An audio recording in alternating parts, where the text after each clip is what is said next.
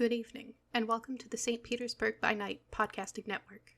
Tonight, we present to you our behind-the-scenes special, After Dark.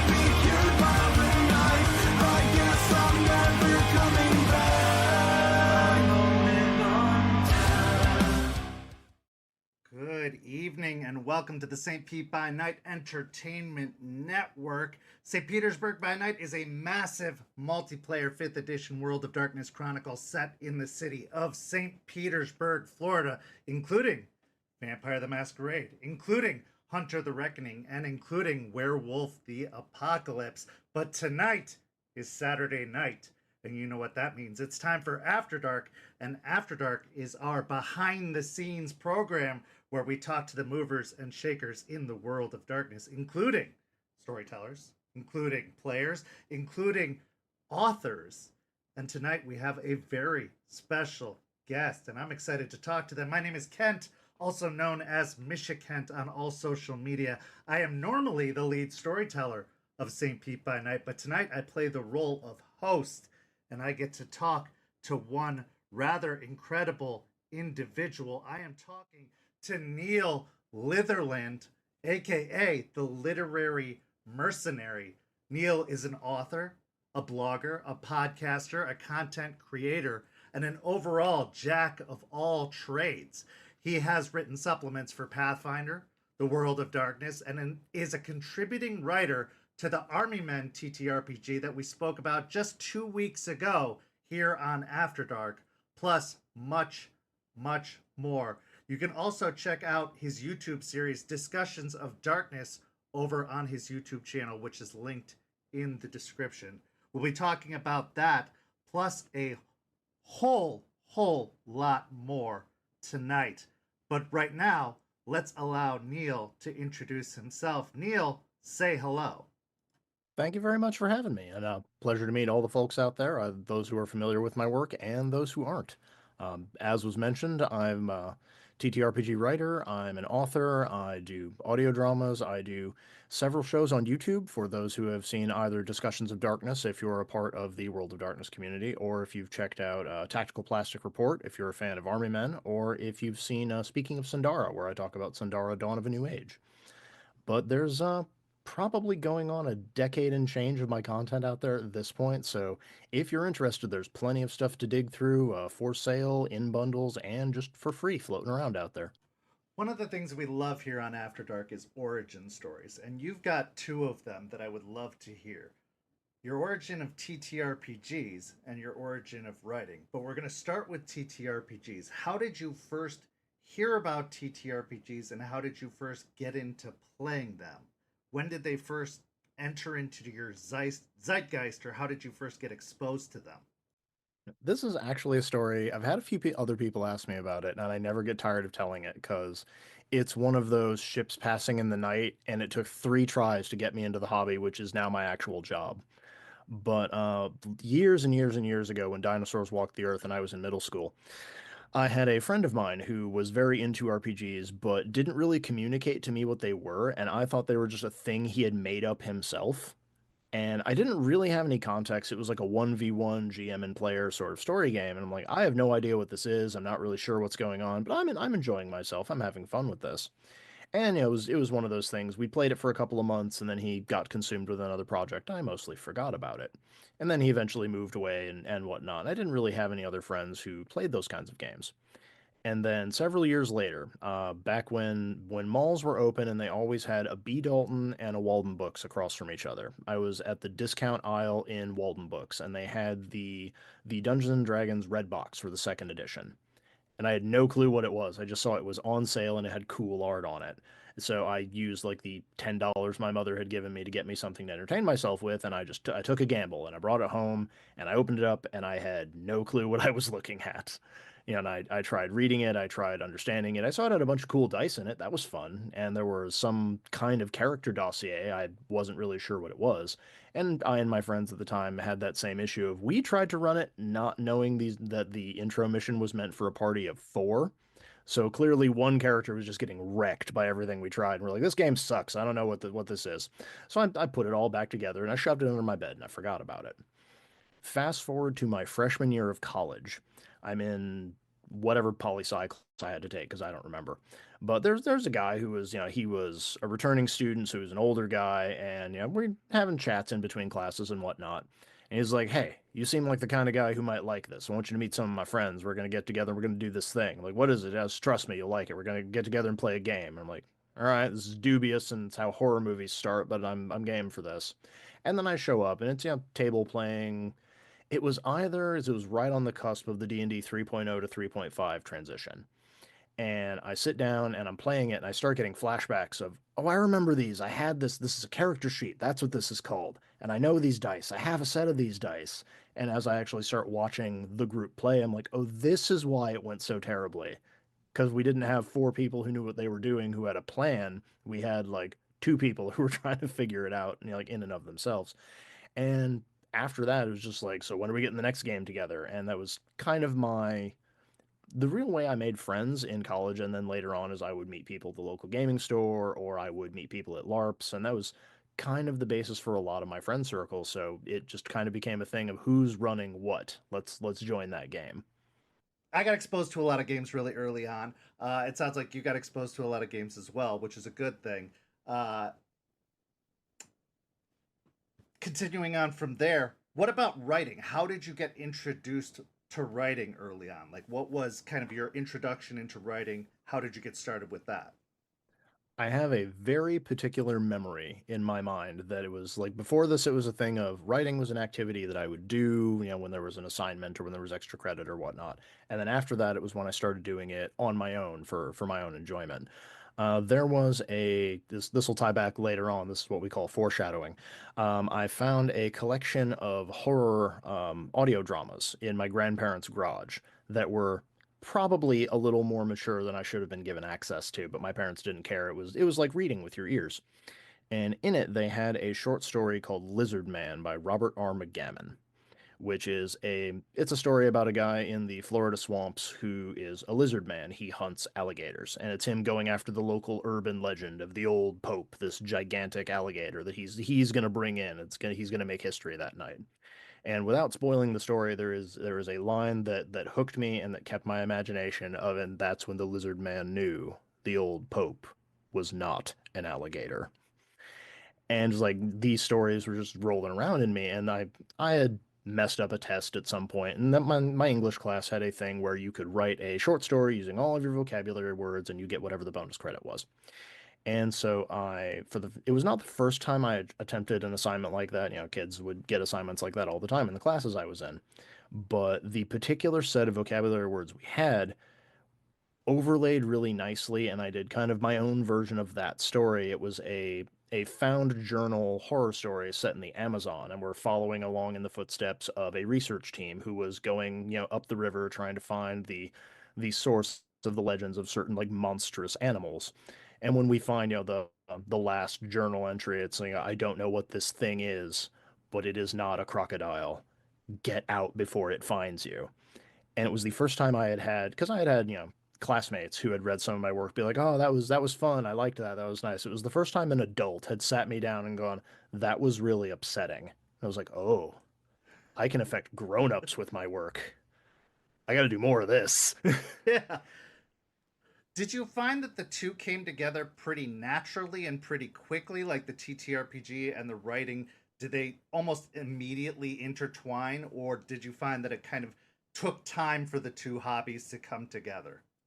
It was actually my love of writing and storytelling that got me as hard into TTRPGs as it did. Okay. Because I'd played a lot of like console RPGs and PC RPGs before that, and while they weren't bad, they had the same frustration that every gamer has ever had of, but I have a solution that the programmer didn't put into this game, so I have to follow the path that they laid out for me to do the thing.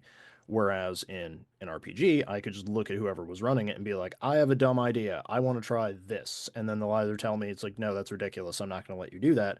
Or that sounds extra ridiculous. Roll some dice. Let's see if it works.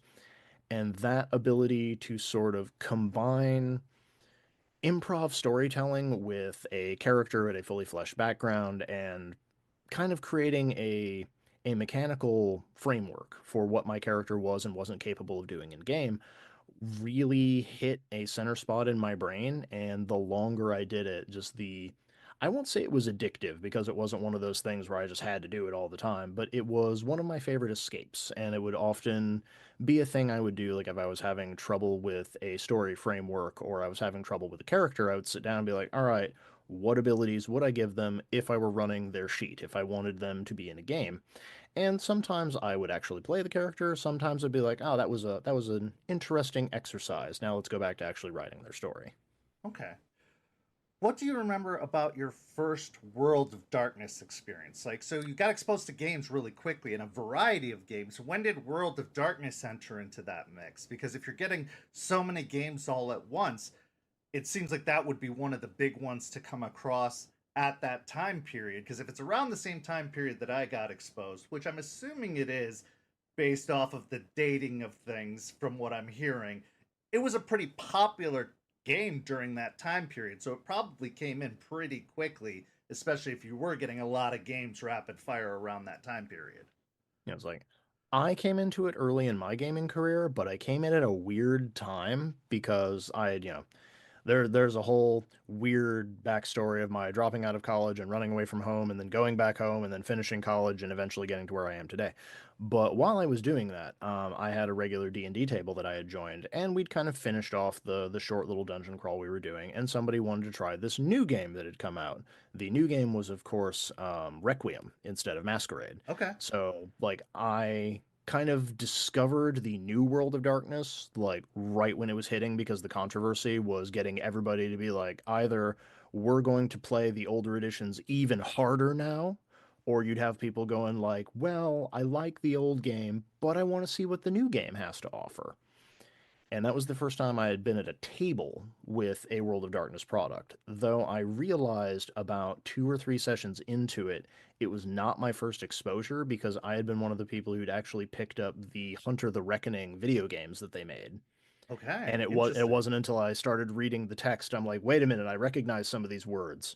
Oh crap, we're in that setting. I know things about this now. I have lore that I thought I was like coming in blind when I actually knew way more than I thought I did. So that was engaging. So you did have kind of a previous exposure that you didn't realize was linked to a TTRPG setting through a video game, but it was kind of muddled up by a different version of the setting. I do appreciate, though, the fact that Chronicles was kind of your TTRPG exposure because Chronicles does get a lot of flack, including from me, because I was an Old World of Darkness devotee, and I do give Chronicles a lot more flack than it deserves.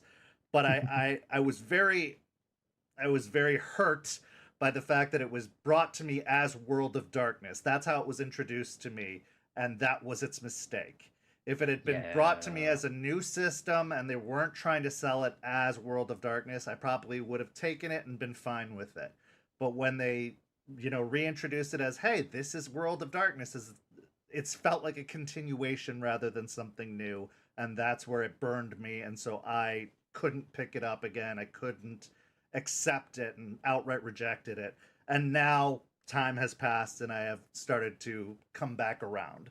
But I do appreciate that you were kind of brought into it with fresh eyes and a willingness to kind of start from there. So, what did you feel about being introduced through Chronicles of Darkness, and how was it? What about it hooked you? What about it made you want to explore more with World of Darkness? Part of it was like I really liked the themes. I love modern fantasy, I love modern horror. I particularly have a love for, and this is I cannot remember. I think it was Blood Shadows is the other game that I'm thinking of. I have never played it, but it was yet another weird coincidence of my grandfather came across this novel. For those who haven't played Blood Shadows, it's a modern fantasy occult noir sort of setting. It's very bonkers, but there was a tie-in novel that he had found, and it patterned itself off of an old noir detective story. So we have our detective, looking down the alley, but instead of a bunch of gangsters, there's demons. And I see this as like a 15-year-old. I'm like, this is amazing. And then I read it, and while it wasn't obviously a World of Darkness production, it had that same ickiness, that same feeling that I really liked, and it gave me an immediate grasp for the kind of stories that you could really tell with it. And because of that, there's that, and I'm also a huge sucker for tied-in universes. So the idea that we could run a Vampire Chronicle, finish that chronicle, and then run a chronicle for a completely different game, be like, okay, all that wild and crazy nonsense you just did, that's canon. You all have to deal with that now in this other sphere, which is, cheek by jowl of, even if you did that all as vampires, now you're playing Changeling. You have to deal with the fallout of all the stuff that you just did you thought was a great idea. And I really liked the idea that you could have things either be as big or as like small as you wanted them to be. I liked that scalability. When did you end up going back? When did you end up discovering Old World of Darkness? Because it's interesting to me to find Chronicles first and then end up going backwards in time versus vice versa. Because I think a lot of people, myself included, obviously started with Old World of Darkness and then ended up discovering Chronicles versus the other way around. So, how did that work for you in that timeline? So I started with Requiem, and I had a very brief taste of it. My group played through like a very short chronicle, and I was like, that was good, but I need more. But they had already moved on, and they wanted to do something different, so I wasn't going to persuade them. And as I mentioned earlier, I moved back home and I got back into school and I finished my degree. And while I was doing that, I didn't exactly have a lot of free time, but I had some free weekends. And so I wanted to like get back in touch with some of my old friends. And a couple of them told me like, "Hey, there's this weird thing where people dress up and they play a game." I'm like, "That sounds like it's up my alley. What is this?" And that was when I realized we had a One World by Night werewolf game, like right in my backyard. So I was like, ooh, that's fun. I never got to play werewolf. I'd like to try that out. And so I show up, and it was the first LARP I had done was as as an apocalypse player, and that was when people informed me like, oh, there's a LARP version of every one of the games, and I'm like, oh, this has unlocked an entire new opportunity that I didn't know I had. I'm gonna enjoy the hell out of this.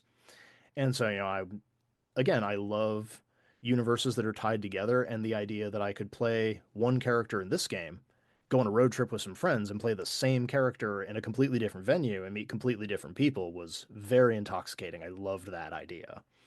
And so, once I moved on from Werewolf, because there were changes in staff, and people ran out of time, and various other reasons that you stopped going to a LARP. And then I found out there was they changed the name so many times. It was the Camarilla, and then it was something else, and then they changed it back to the Cam for a while, and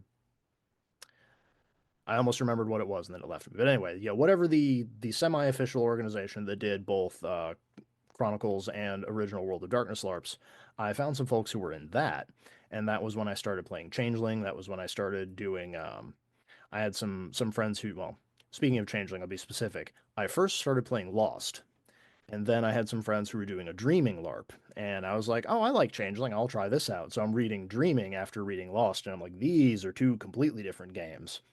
Yeah, it's like, so you don't want to play? No, I still want to play. This is just a completely different thing than I was expecting. I'm gonna have to come up with a totally different concept than I had. And so that was really the way I explored a lot of the world and Chronicles of Darkness was in LARP rather than in tabletop, which can make for a very interesting experience because there was, some games I could go the entire night and never pull out my character sheet. And there are some nights where it's like, oh no, we're not doing any RP. We have stuff to settle and just be in the side room with whoever was involved in that last combat scene or tracking down whoever was stealing from us and getting all of that nonsense together. It was quite a varied experience, and you learn a lot of very different lessons when you're in person versus when you're at a table. Yeah, and it is. I have done the LARPing experience, and I did it as a teenager, and it was a very different experience, but it was a really cool way to enjoy the game, to appreciate the game. And I think that I feel like World of Darkness speaks to LARP. I think that there's something about the World of Darkness experience in LARP that it's something to be experienced unlike any other game. Like I have played in fantasy LARPs, I've played in Dungeons and Dragons based LARPs, and while they can be done well, I think that there is a certain amount of imagination required to do it. Like there's a certain amount of departure from reality that's required. Like you can do a lot of costuming, but still you're never going to have a real dragon on the battlefield. You're never going to have, even with all the face paint in the world, that it's a guy in costume. With all the prosthetics, with all the whatever, it's still somebody's dressed up in paint and makeup and all this other stuff. It's still going to have a certain element of fake. But with vampire, you can make it pretty good. Like you can do it pretty well, and the LARP environment is really fitting for World of Darkness. So the LARP experience takes World of Darkness a step further. So I think it's a game really, really fitting for the LARP experience, and I think it's a way to enjoy World of Darkness even further. So I definitely encourage everyone to try the LARP experience. However, World of Darkness also gained a really negative reputation because of the LARP experience. It definitely attracted a certain audience, a certain crowd that garnered a certain negativity towards World of Darkness. In your experience through, the years of playing in World of Darkness, did you ever encounter that particular audience or that particular any kind of issues with that kind of crowd in any of your experiences? Because I know some people have and some people haven't, and I know that we've tried to curb that in the community as a whole over time, but I'm always curious from people's different vantages in their communities if they ever did run into that.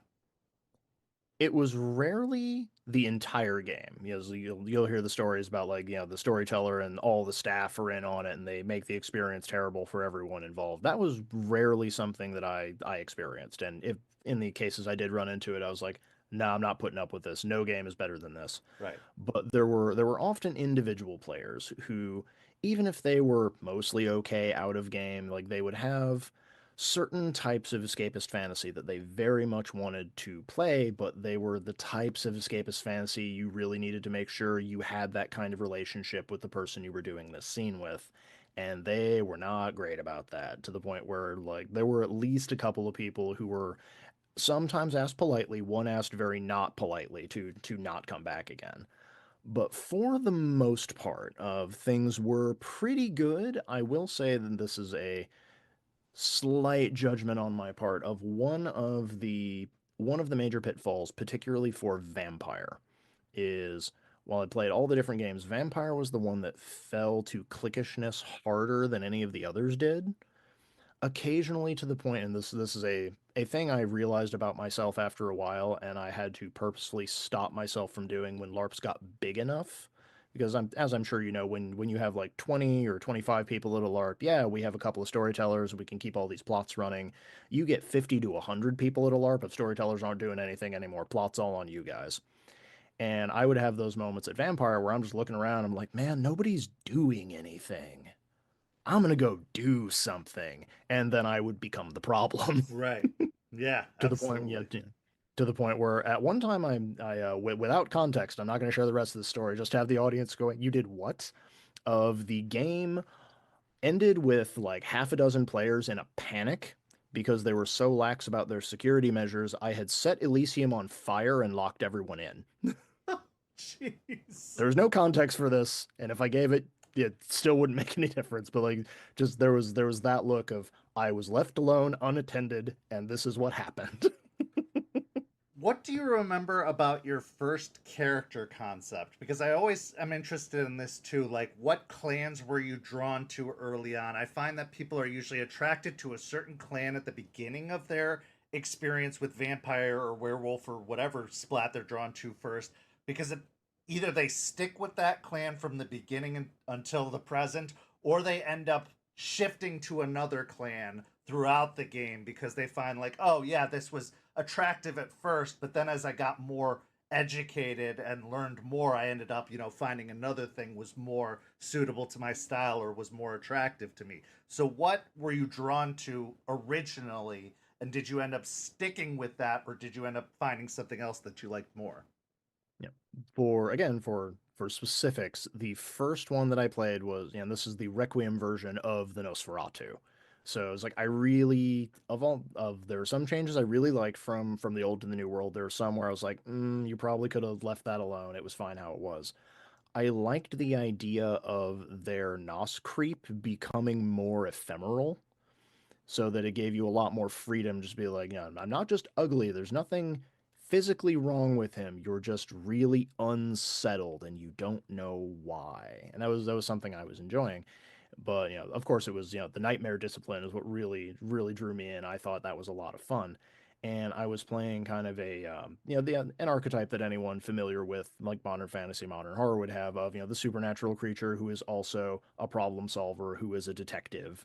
And so that was kind of my shtick of the character who was deeply unsettling, but occasionally he would get a phone call from a frustrated cop or from the one of the prince's lackeys, where it's like, yeah, we need you to fix this.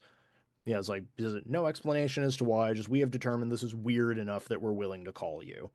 And so that was kind of where I started, which was not the direction I've seen most folks who play Nosferatu go with. They usually go with leg breakers and bruisers, and I played my share of those because I really love that archetype. Oh, for sure.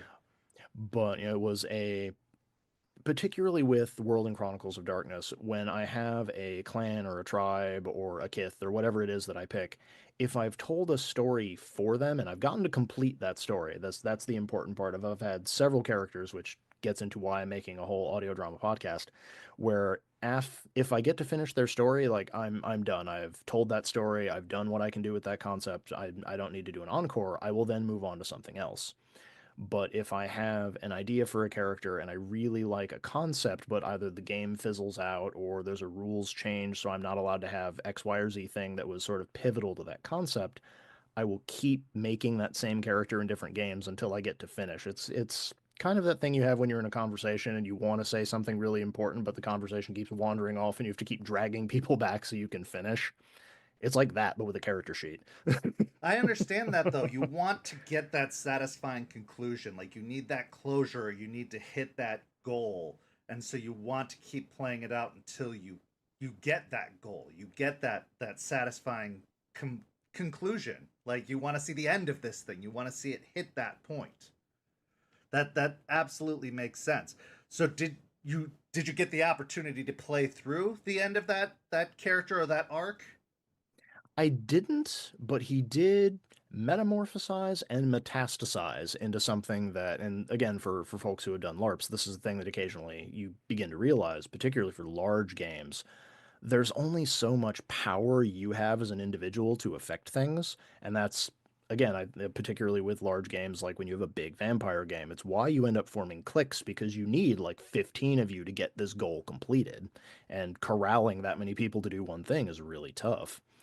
But it was essentially I had I believe the bloodline was the Novenji for folks who remember them. Of they were weird like offshoot bloodline that was able to grow fangs out of any part of their body and eventually like stab other kindred and steal their vitae, which I thought was fun. But they were, spies and assassins and whatnot. And I wanted to take that basic idea of someone who knew all the ins and outs of the situation, who was a brilliant problem solver, who was really terrible at being a person, who saw a very convoluted problem and decided, I'm going to get a team together and we're going to fix this. And just have that moment of like, you can stop. I wasn't asking your permission. I was making a statement. Right. So where are you at now in terms of clans? Like where would you say you currently are sitting, or where did you end up with in terms of favorite clans, or where are you sitting currently, or what, maybe I won't say favorite one clan, favorite couple clans. If I'm doing an old world game, I have always had a soft spot for the old world gangrel, just because Werewolf was the game I was more familiar with, and I love doing cross. Even if it doesn't show up in the game, I love having cross story. There was a for it's I've been accused many times of when I finish my backstory, I'll just have people look at me as, why'd you make it sad? I'm like, this is the world of darkness. Sad is what I do. Right? There's But no like happy endings in World of no, Darkness. I don't know. man, I don't understand people needing that. I mean, it is. I will say it is a thing that I do love about Requiem over Masquerade is the blood potency lets you play much older character concepts without getting super special permission to play somebody of a higher generation. Makes sense. Because I Yeah. love doing really old vampires who may not have done anything important. There's no one's killed them since they were made. But I loved the idea of a kinfolk who had been taken by a vampire, just to have that thing where he still has all that knowledge of the Garu nation, he still has all these traditions and all of these things that he was trying to stand against, and he still is in his own weird, corrupted, worm-tainted way. And I've rarely had a storyteller want to do something with me on it, but it's one of those of I would love that confrontation of you have someone who is technically a lost member of your tribe, and yeah, you can revile them. They're like this because you screwed up. It's like your great great great something or other messed up and let them be taken. So it's not just we hate you for what you are, but like we're ashamed that we let this happen. And I think that's a really fun dynamic, and it's something that you don't need to be immortal for it, but it does help. Yeah. I think that'd be a fun story to tell too, honestly. Like as a storyteller, that would be actually a very appealing story to tell because it's not going so far as say a Samuel Haight, which I think is one of the greatest and grossest mistakes ever made in any storytelling ever. But it still has flavor, it still has depth, and it still has tragedy, which is all the great things about World of Yeah, Darkness om that nom nom I've nom always nom. loved. Yum nom nom nom, yummy. But I do love cross splat, you know, tastiness of World of Darkness. I mean, that's one of the things that makes World of Darkness great to me is that it is a rich, full setting of all of these different things. They aren't segregated or separated. Yes, you can choose to focus on one element of it, but even within that element, they do bring in bits and pieces of the other elements. They do bring in tastes of the other elements in there. So to bring in those little blended bleeds over of the other elements is cool. But yeah, so the Gangrel would be your kind of your current favorite Yeah, or your most yeah. recent favorite. They're my comfortable place because it's one of those of sometimes I'll do it's a thing that folks who've played with me for a long time know I will occasionally do if I will deliberately costume or have an aesthetic against type so that it's a joke that I had for the longest time of I played a character who was a Ventru at the last Vampire LARP I went to, and it was my personal goal to see how long it took for the rest of the venue to realize I wasn't a Brujah. Because he shows up, leather jacket, sunglasses, like a heater under either arm, like full hand of just rings, like rolls in on a chopper, and everyone's like, "Well, he is obviously this guy's a Brujah." It's like, no, he's a road captain. He's in charge. He runs these streets. If you want anything done around here, you go through him. And Right. it was that idea of kind of like the barbarian warlord is kind of the archetype I wanted to play with that, and I liked watching people who maybe like they didn't really think too deeply of like they have a very specific ideas is World of Darkness is really good at conveying archetypes in very fast snapshots, but oftentimes players will forget that those are the stereotypes are useful, but you can invert them and you can have fun with them, and it's a thing that I like to do. And that's kind of what I'll occasionally do. I'll pick a clan, I'll be like, okay, this is the way most people expect it to be.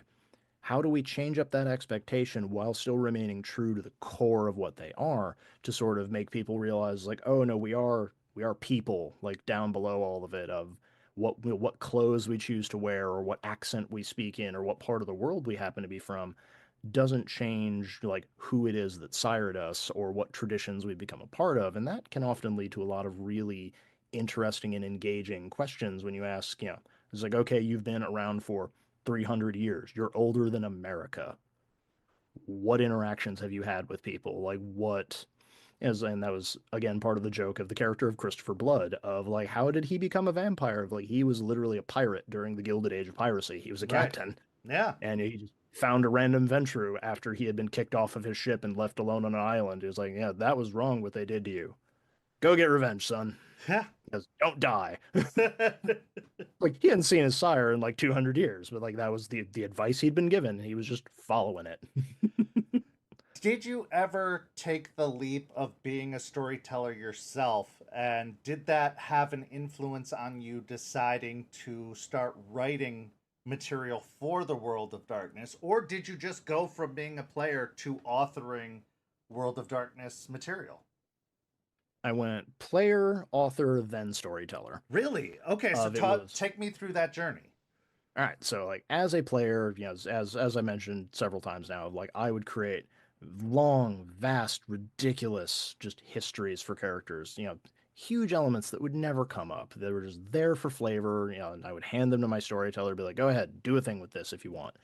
And part of that is because I was aware, particularly in mid to large size LARPs, you kind of have to make your own fun in certain ways. If you can't expect a lot of one-on-one attention from the storyteller, like there's 20 other people in the game tonight, if unless you need something, don't bother them. Mommy's running game.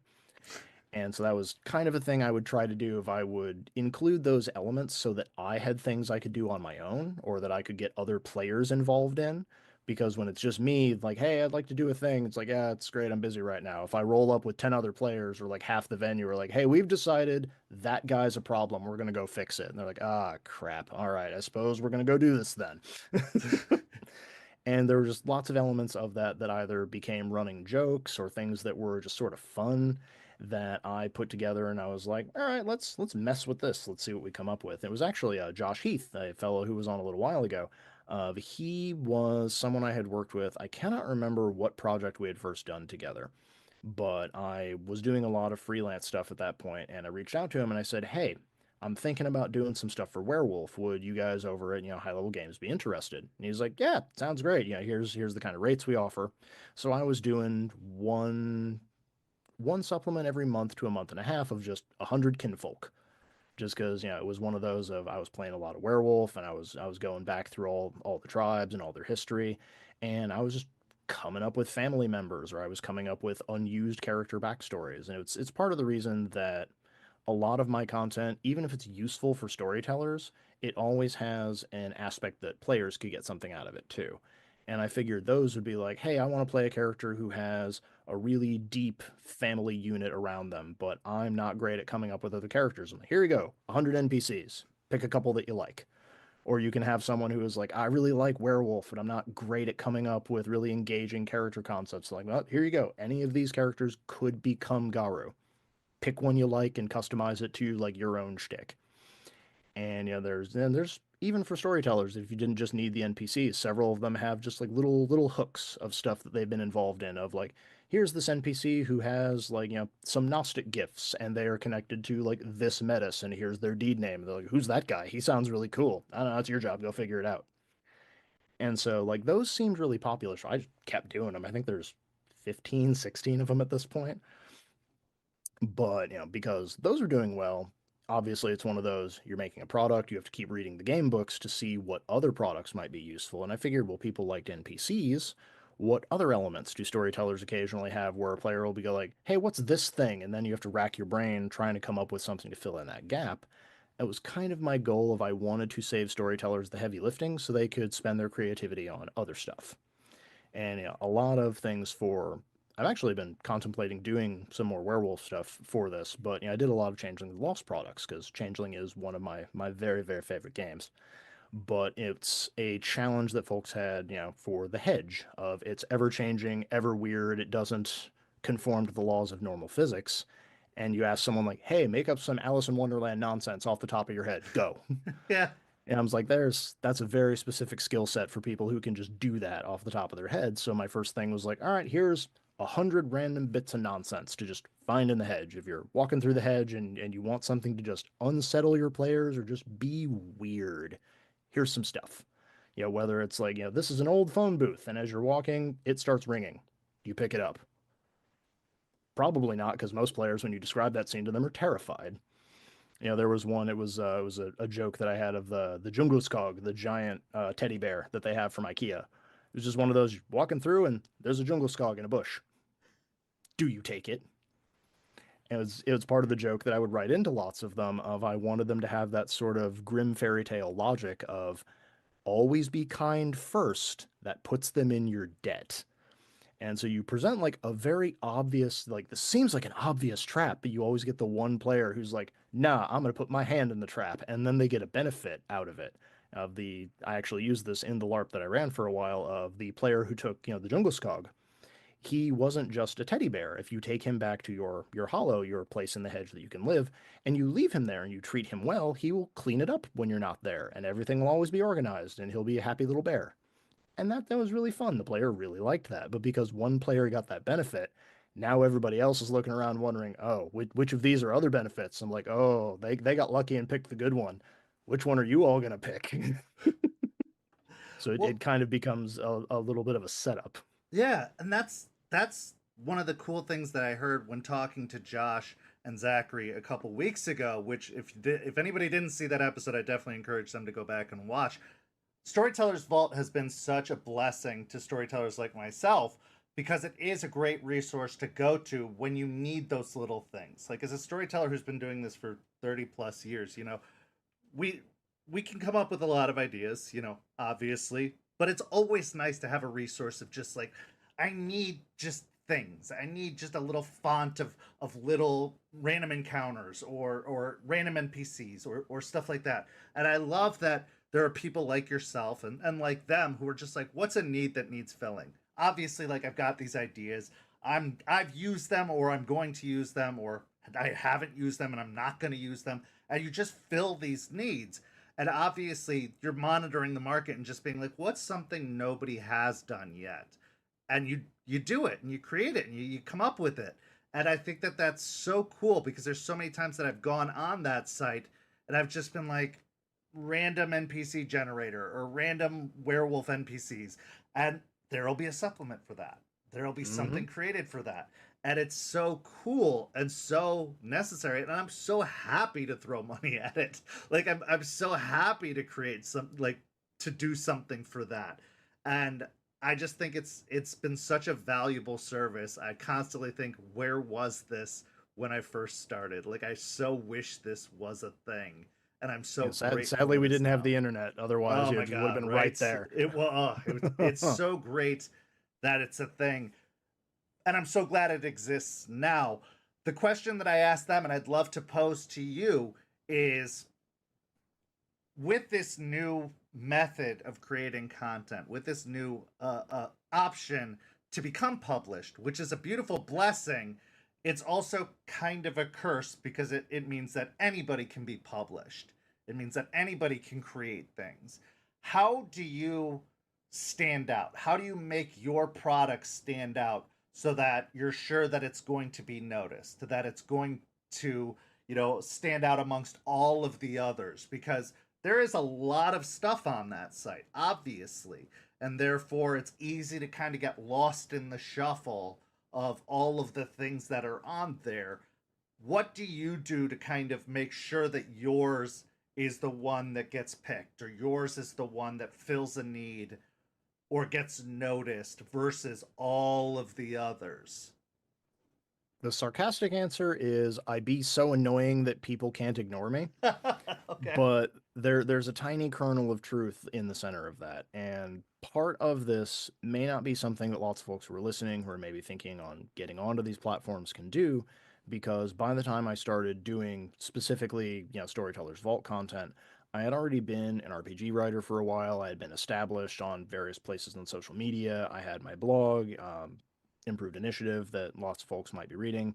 And so I had places I could go and I could talk about stuff where people knew me, they knew my reputation, they'd be able to see stuff I was doing, and they'd be like, oh, you've got a new one out, I'm going to take a look at that. But even with all those things aside, it's not just create a supplement, put it out there, hope it sells. It's, create the supplement and then create additional content where you mention the supplement, give people additional, like previews of it. It's one of the reasons I started doing the little World of Darkness audio dramas that are on the As a Kale Games YouTube channel, is because I wanted to sort of hold true to that tradition that White Wolf would always do in the older games of you'd get a little story and then you'd get whatever the rule section was. And so I would, because I like having more word count because that means I get paid more. But it was also a fun little exercise because I wasn't doing as much fiction at the time and I really just needed something to scratch that itch. So I would do like 1,000-word short story intro, and then I would make a video of that people could then listen to. And if they like that little story with all of its bells and whistles, hey, follow the link, go buy yourself a copy. Or then later on, I'd be on my blog and I'd be writing about whatever topic I'm discussing for the, here's how to run a better LARP. Here's how to, handle higher generate or yes, lower generation vampire NPCs. And at the end of it, I would always have that little section of like, hey, did you like this advice? Want some stuff for vampire or pentex or werewolf or whatever it was? Here's some supplements that I've done. Go check them out. So it becomes not necessarily a hard sell, but it's a thing you can't just promote it once, hope it does its job, and then goes away. It's a thing you have to kind of bring up every couple of weeks, every couple of months, and sometimes it can get annoying, or you can misjudge your audience, but other times it's just you'll go. I occasionally have moments where I'll be on either Reddit or Facebook, and someone will tag me for something, and they'll be like, "Hey, does anyone know where I can get more like this thing?" And it's something I made, and I was like, "I haven't made sequels, but if you're interested, I could maybe get on that." Yeah. It's always nice, and it's a very weird experience. This is a brief aside. Being a creator who's kind of hit that like minor league baseball of like people know your work, but they don't always know you. So when you interact with them, they'll be like, "Ah, you should read this thing." I'm like, "I did. I'm the guy who wrote that." And they're just like, I know "Oh, that oh my very God, he well. walks among us." Like that's always a nice little ego boost. Yeah, oh, absolutely. I mean, to be known but not known at the same time, to have your work mentioned to you, I'm sure is kind of a nice thing. Um, but yeah, it's also probably nice to know that it fills a need, but also that it's more of it is requested is probably like this is inspiring enough to make people want more, to request more is probably also it's always leave them wanting more is kind of what I've always been told in terms of the entertainment business is you can satisfy them to a point, but always leave them wanting more because if they're fully satisfied, that's where it dies. You know what I mean? Mm. If you fulfill the need completely, you can't keep selling. That's just the end of it. But yeah, what about oversaturation though? Because also on a Mm. thing like Storyteller's Vault, there's so much on. Some might say too much on there. Do you ever worry about that? Do you ever worry that there's just too much on there that it's not even worth trying to post anything, that it's not even worth trying to publish anything anymore on there because there's too much content to dig through to even make it worthwhile trying to post anything on there? Yeah, a lot of that is going to depend on what niche you're going for, what game you're writing for, how many people there are. It's like I have had so many people request Wraith content, and it's like the one game that I haven't actually read, which Yeah. I feel really bad about because Tim Akers, one of the fellows who was one of the folks who designed it, has been on like a dozen panels with me, and I see him at least twice a year at cons that I go to, and I'm like, I should really read Tim's book. I feel like a bad friend. But it's just one of those of is like if someone asked me like, "Hey, how many copies? Yeah, do you think you could sell 50 copies of a vampire supplement?" I'm like, probably not, unless it's really big or really bombastic, or there's like a huge need for this one thing, or there's like a fan favorite that turns up in it. People probably aren't really going to want it. I've done half a dozen vampire supplements at this point. I did 3 supplements for ghouls, one for the cam, one for having a brain fart. Their enemies, whose my name escapes me at the moment, and one for animal ghouls because people keep forgetting you can have animal ghouls. And then I That's true. did one for havens of just like, hey, where are you sleeping? I don't know. Here's some. Take a guess.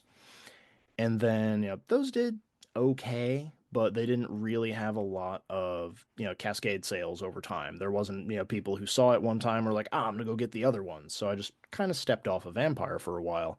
Whereas my Changeling stuff, constantly, every couple of months there's someone who gets one or two, and then a couple days later they come back for the rest. And part of that is because those are very different markets. Of coming up with an NPC list of ghouls is something most people can kind of do on their own. But again, like coming up with random goblin fruits that have bizarre effects in game, that involves mechanics building on a level that lots of people might not want to deal with. Or, here's like some bizarre hobgoblins that are completely inhuman in their design and their goals and their wants. Not every storyteller is going to be able to come up with something that feels like a refugee from a Grimm story, so they're more likely to just drop $3 on that. And then there's other games of I still occasionally get some folks checking out my Geist supplement that I did. Sometimes I'll get a couple of interested clicks on the one I did for Mage, but part of that is just and of course the kinfolk collections are always going well. Part of that's because they're in a bundle, so anyone who's looking for some insider trading, make sure that you have a deal, because people can't resist it even if they never use it. They're like, but it was only $1, so I bought it. Right. Yeah, and that's another thing that I appreciate about Storyteller's Vault is I think that it's always kind of reasonably priced. Like I do appreciate the fact that it is fairly reasonably priced and that the authors do tend to respectfully price their goods, whereas a lot of the big publishers tend to, mark up the pricing, and probably for reasons. But yeah, I do appreciate that there are bundles and that there are options on Storyteller's Vault. And a lot of times it's like, well, if I'm already here and I'm buying this thing, I might as well add another thing on as well. And it does, it does add up, but it is worthwhile.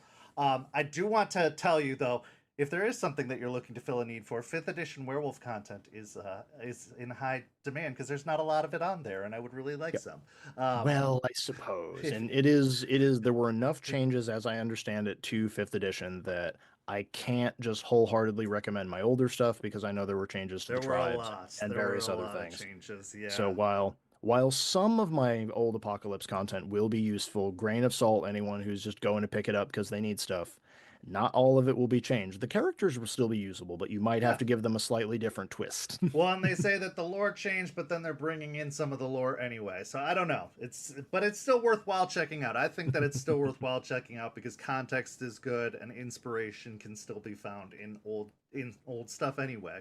It's still useful. Absolutely. And I want to talk about the editions in just a moment, but I want to remind people that we are still having a dice giveaway tonight. Those dice you see on screen now, they're green and gold. They could be yours if you live in the United States. You just put in the hashtag DiceMePlease in the chat. That's DiceMePLZ, and you could win those green and gold dice. If you live in the United States, they will be shipped to you for free. So put in the hashtag DiceMePlease, and I will send those dice to you for free. I will draw the winner of those dice by the end of the interview tonight. Those could be yours. Put in the hashtag DiceMePlease in the chat, and those will be yours. So you've played Chronicles of Darkness, you've played Old World of Darkness, and we talked a little bit about this before we went live tonight. You started to look at 5th edition, but you never really got into it.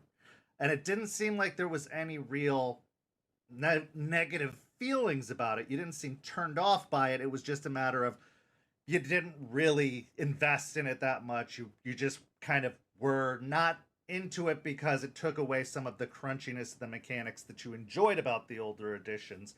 So you were like, I've already got this, I'm going to stick with this, and stuck with the older editions. Was there any particular reason for that? Was there any issue you had? Like, what was it about fifth edition, aside from the simplifying of the mechanics, that made you decide to stay away from it? A lot of it, honestly, is like there's the running gag I have of the changes that befell the Get of Fenris. Is just like, look what they did to my boys.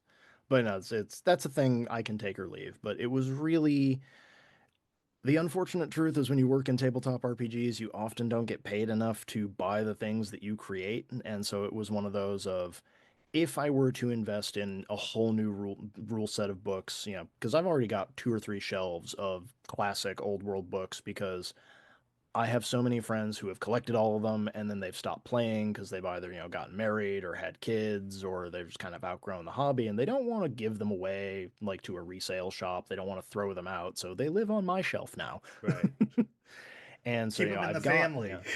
so I've got all these resources in the event I want to use them, or if someone's like, hey, I heard you talk about like, those games from back in the day. Do you still have those books? I'm like, I absolutely do. We're going to sit down and we're going to do things the complicated way. But that was really what it came down to is would I use these other resources enough to justify the cost of acquiring them, or would it just be a thing I paid for and then read and then maybe could justify like using to create fresh content? And use because there is definitely a demand for fifth edition content. There's a lot of people who like that edition, but it was mostly just, a question of cost of is the return on investment going to be enough to balance out even getting digital copies of those books. Right. And so it was just one of those of I like reading new rule books, I like enjoying new lore, but there's so many games coming at my face all the time. I believe the last time someone asked me to look at fifth edition stuff, I was on a deep dive into Exalted. That makes sense, So and that's a that was one. complicated game. That is a that is a deep dive. That was one of those moments of like, no, can't talk, holding breath. Right. Yeah. That is a well. That is a well you're going down. And I mean, it is. Some say it is part of the world of darkness. So that is. I mean, It's covered by the platform. You can it make is content for it. it. Technically is, yes. But that is, yeah, that is a deep, deep, deep well. Exalted is. So that makes sense. I know that some old fans of World of Darkness also kind of were put off World of Darkness entirely by 5th edition and the direction that they took 5th edition as a company. Did you feel any kind of feelings about that because of what they did with 5th edition or with the game structure at all? Did that kind of have any effect on you towards the game and in its existence? It was one of those of, while I do not have an encyclopedic knowledge of all of the controversies that were going on, if they popped up regularly enough that I was like, oof. It's like, I know you guys are legendarily bad about hiring editors to go over stuff, but someone should have caught that. Yeah. And so like there was a lot of those moments of just I'm gonna wait and see how that goes. I'm gonna keep making stuff for the older things over here. I know what's wrong with these ones. Yeah. Yeah, Yeah, it's like exactly. I am aware of what controversies I will hit making stuff over here. I don't know what I'm gonna set my foot in if I try to do stuff over here. And while I'm sure that's kind of boiled, simmered down now at this point of, it's still just the time, the energy, the cost of bringing myself up to snuff on it because I have learned the hard way a couple of times that sometimes you can get away with just knowing enough of the old lore, getting a feel and winging it, and sometimes you'll try that and you will really mess it up, and that's when everybody sees it. Right. Yeah. No, that totally makes sense. It's funny too because I know that even like a big company like Wizards of the Coast and Dungeons and Dragons still seems to step in it even now, even after all these years. And it's like how does this still happen? Like Yeah. how is this still, you have all the money. How is this still a thing? Yeah. It's Is the just question rhetorical? Because I have an answer. no, I'd be very curious to hear it because it doesn't make sense to me.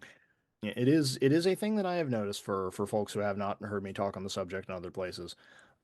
As gaming has become a bigger business and as we've grown, with things like, Critical Role now becoming just everyone knows that. Even if they don't play the game, they understand like the basic mechanics of how a D&D game looks and how it's supposed to feel.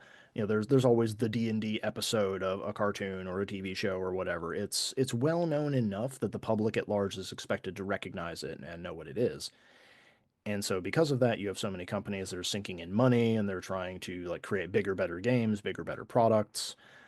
But at some point, and we saw this very hard with Wizards, they started hiring people who are not from the tabletop RPG communities. They're not from that culture. They don't know what it is we want or need or what we will and won't put up with.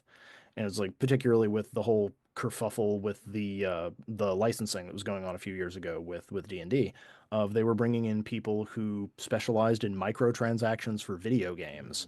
That is not a thing we will put up with, as they found out to their chagrin.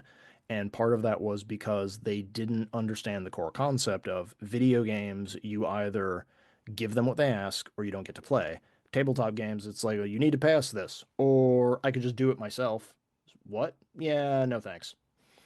And so that was kind of the issue they ran into of their business model expected behavior A, and when they didn't have the information necessary to realize they couldn't force us to buy the product, they floundered. And I'm seeing that mistake happen over and over and over again in creative venues of companies are either charging too much or they're bringing in experts from related fields who don't have a background. So they don't realize that what they're proposing, if this was, World of Warcraft or if this was Diablo, people would grumble, but they'd put up with it for a game where we only buy a product if it saves us enough energy to be worth the cost.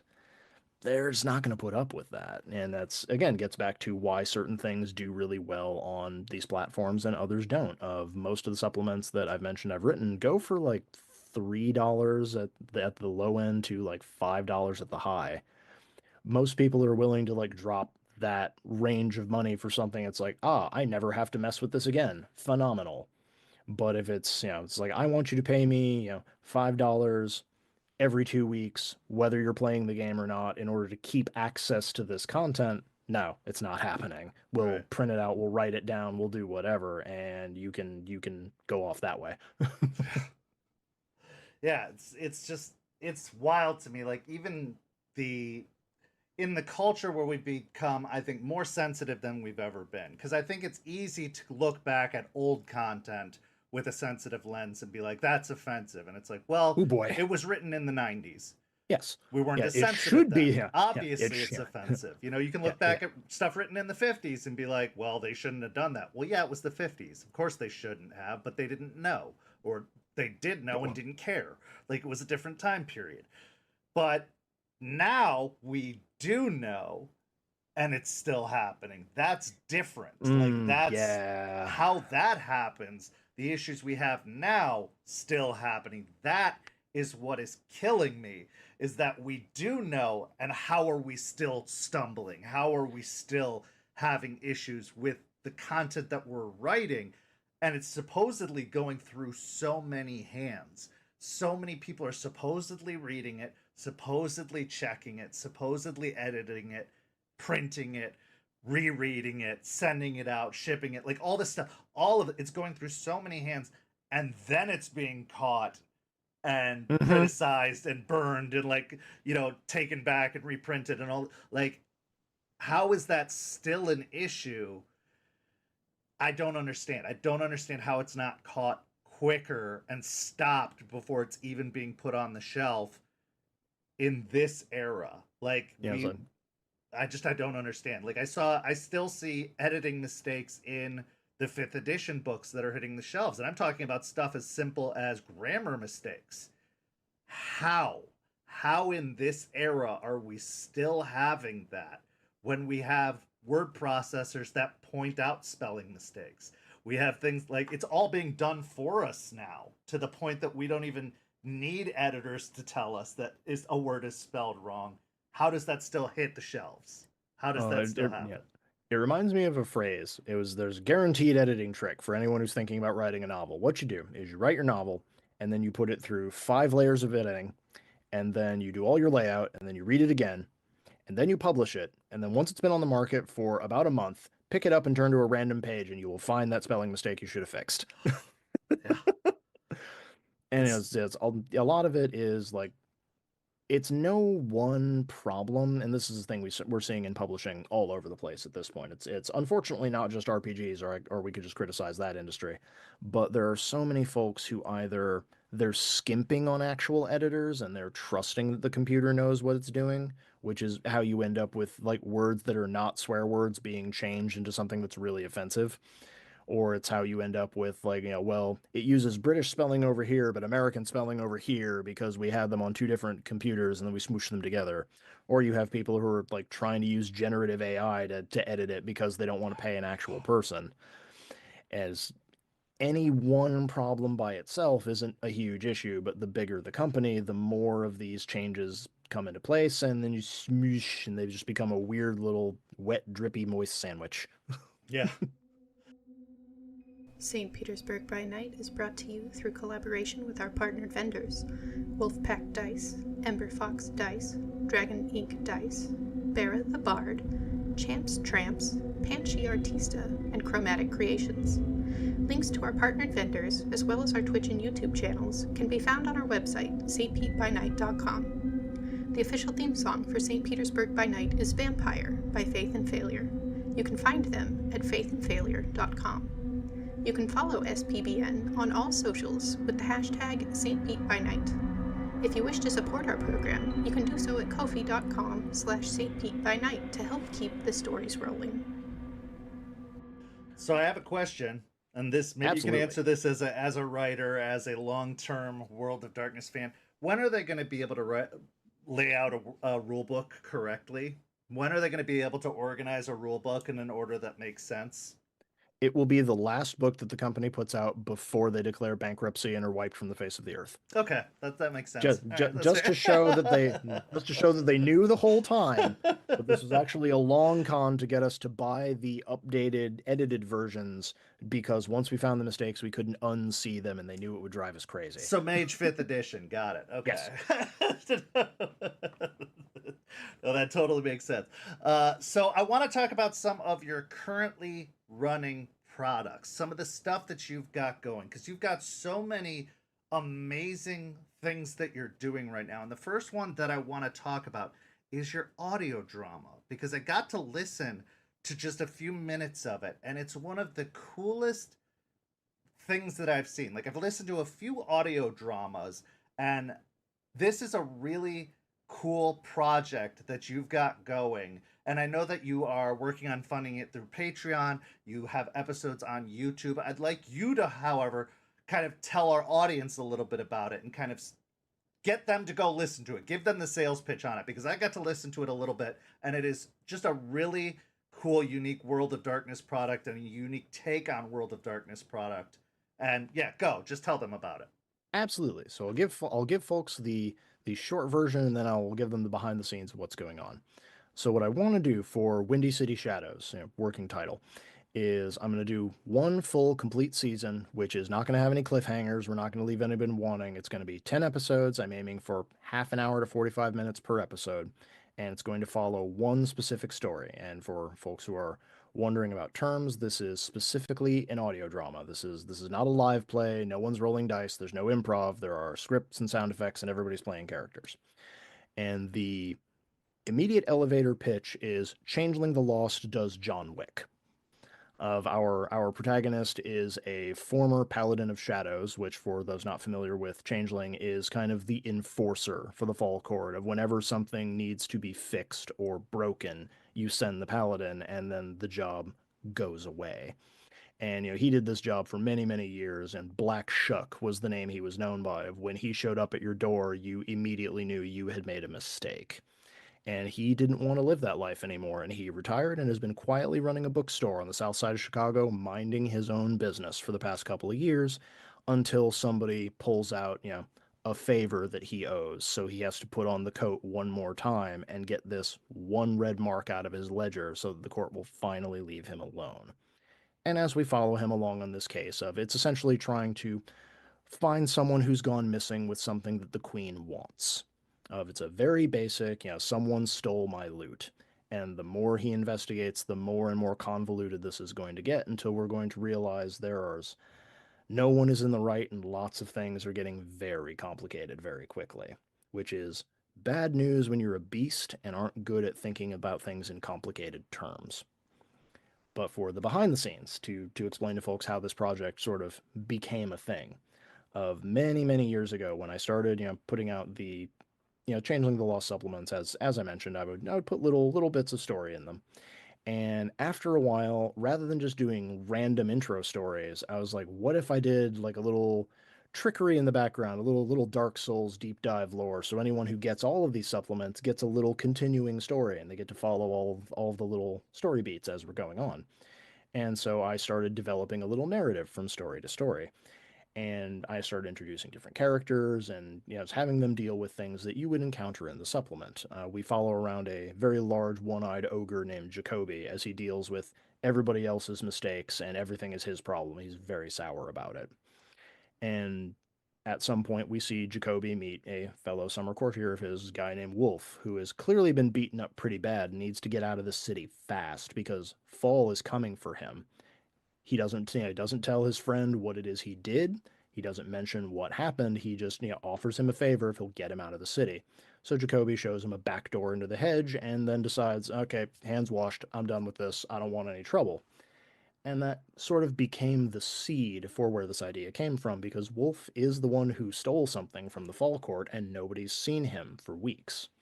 And so we eventually call in the favor to put our hunting hound on him. But the whole reason it came to this point is I was originally just going to keep these stories going in little shorts, but with changes for what my publisher was putting out and different costs that it was taking to do, Storyteller's Vault products, it kind of became not a really great return on investment for me to keep those supplements going.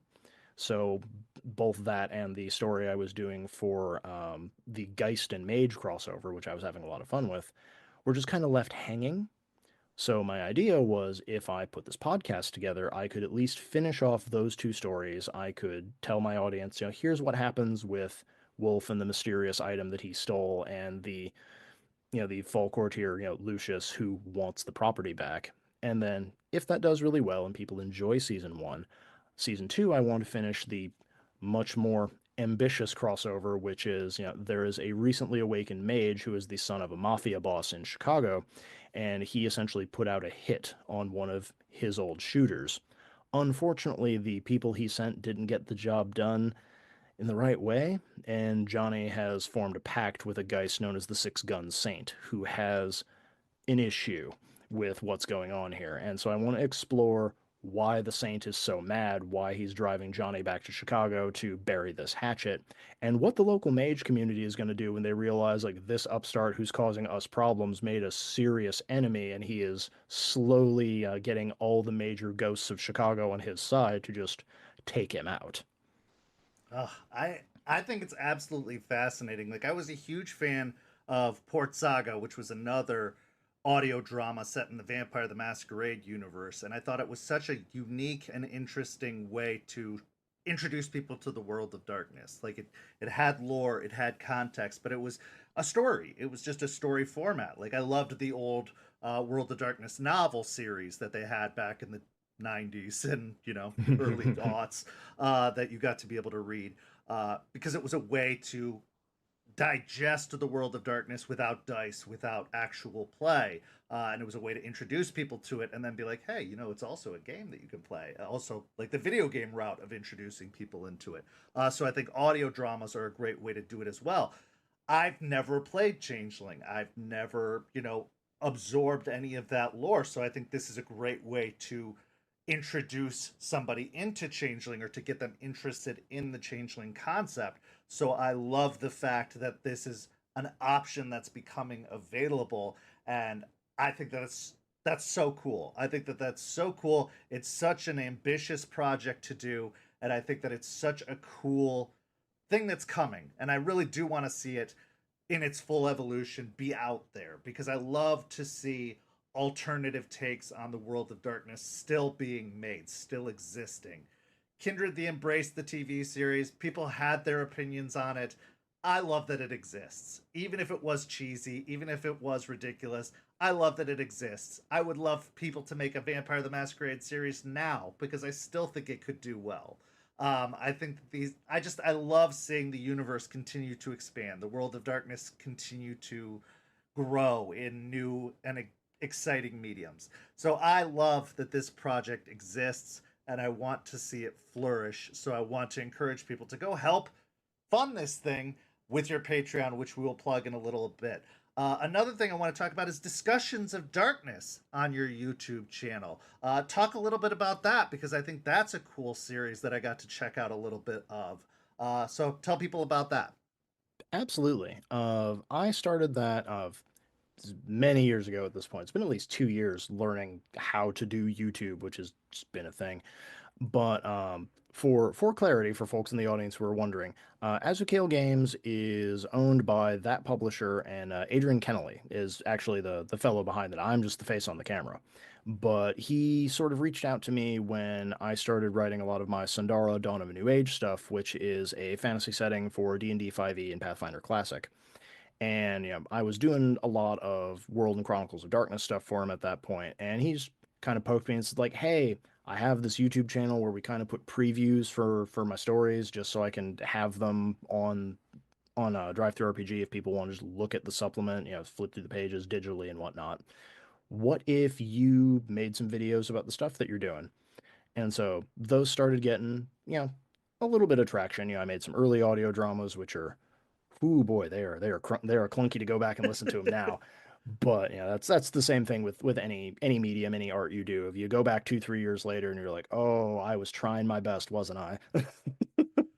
But Discussions of Darkness was kind of my way of keeping some of my supplements in front of players while also either explaining, here's the reason I made them, or here's the need that they fill, or here's an aspect of the game that isn't often used, or here's some mistakes as a storyteller you should really avoid. Because one in particular that I think might be one of the most popular episodes at this point, I think it was episode 3 or 5, one of those two.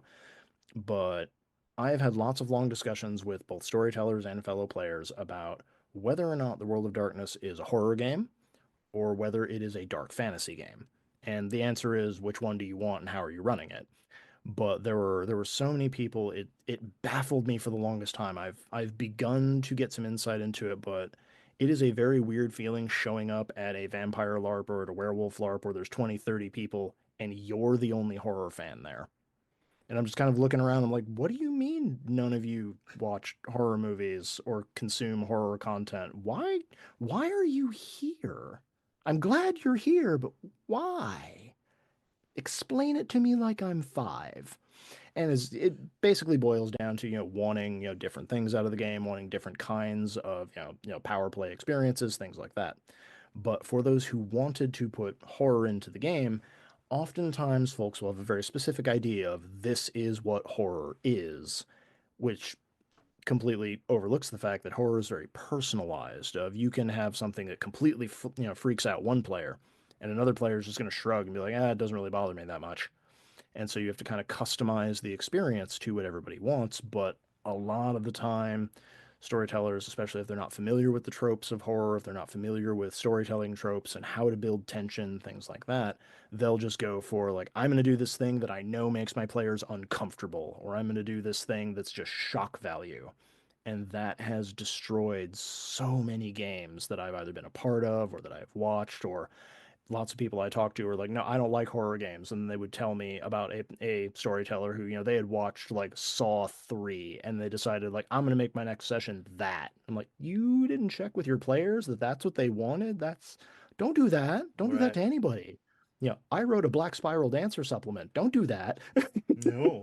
Mm-mm. Mm-mm. And so that was just kind of like advice for like how to take the table's temperature. Like, here's how you talk about the topics you do and don't want to see. Here's things you ask beforehand.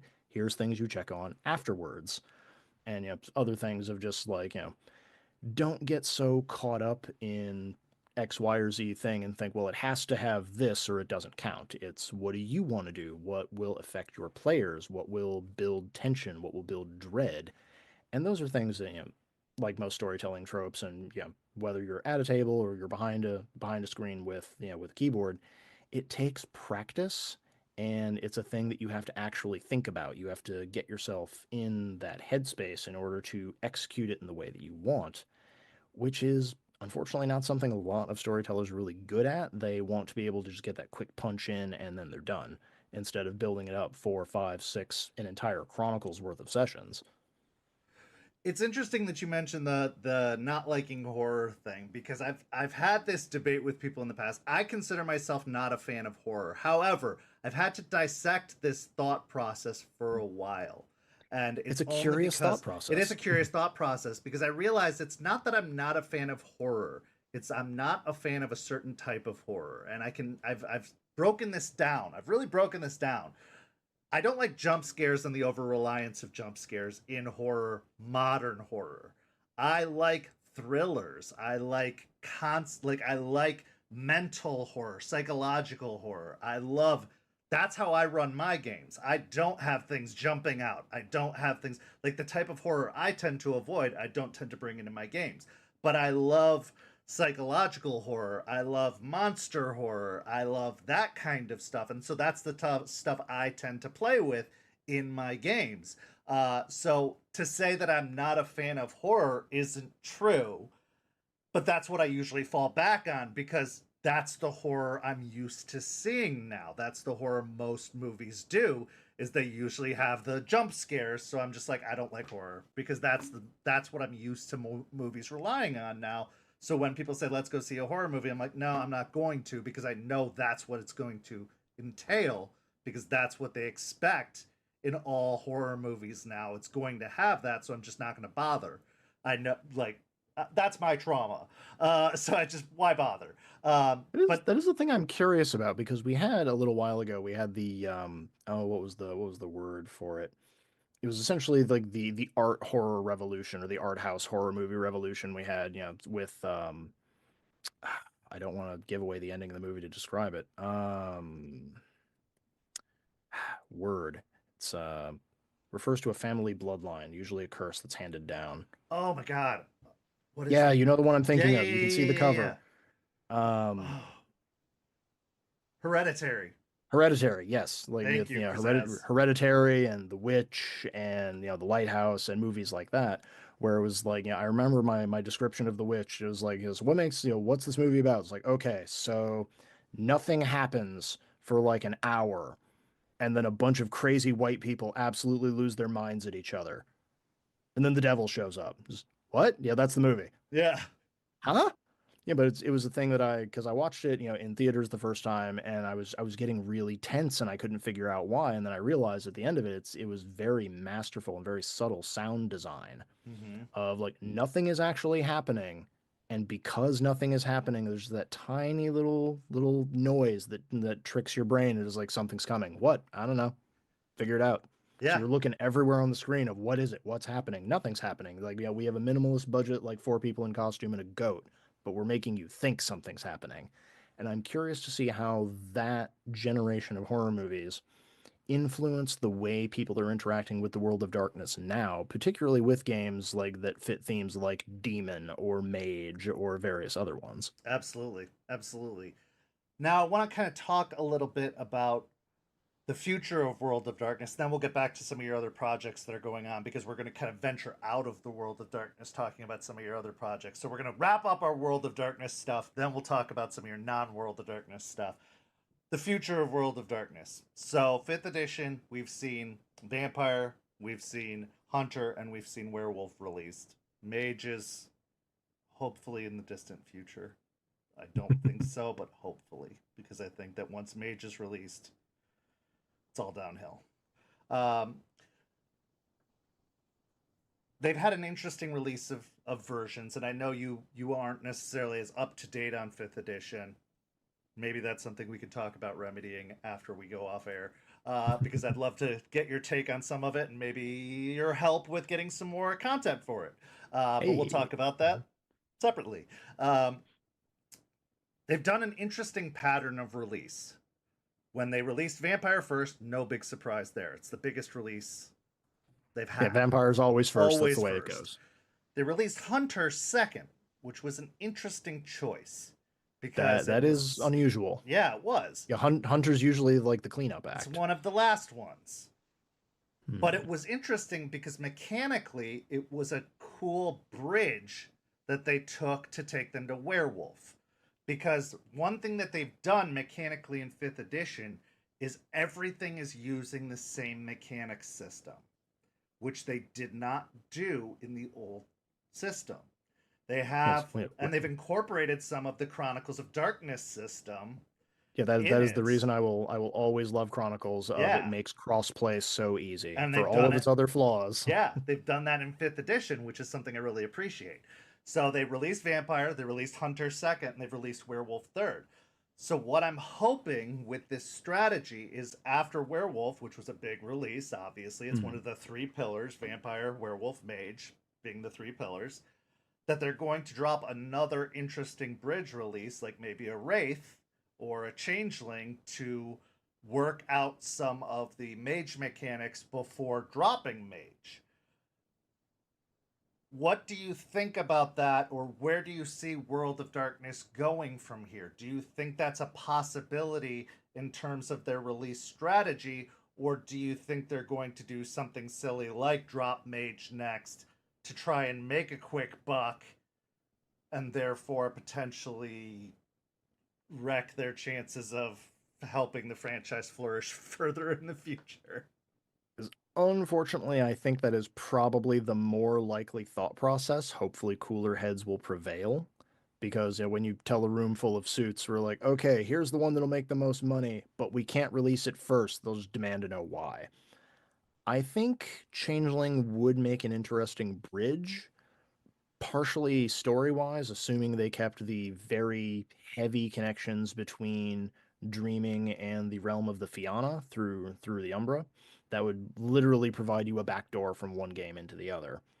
But it also kind of introduces the idea of, pledges and word binding and magic that doesn't really make sense in the way that, like werewolf and hunter and vampire does, of like they have very easy to explain magic systems. A vampire is like, we drink the blood and then the blood powers the magic and we do vampire stuff. And like they've because of the success of Masquerade, it's the way so many of us think about vampires now. Of if you bring up like pre-Masquerade vampire lore or fiction, people are just like, "So what's that? I've never heard of that."